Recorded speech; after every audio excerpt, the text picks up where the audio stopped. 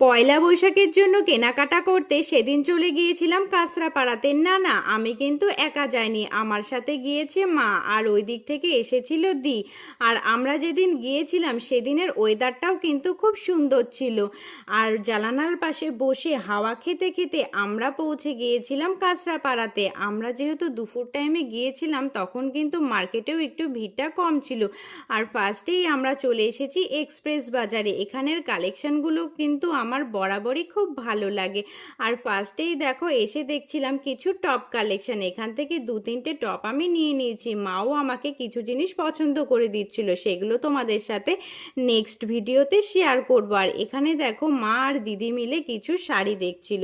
আর তারপরে এখান থেকে কেনাকাটা কমপ্লিট করে আমরা চলে গিয়েছিলাম বিমল শাড়ি সেন্টারে, সেখান থেকেও দু তিনটে শাড়ি নিয়ে নিয়েছি।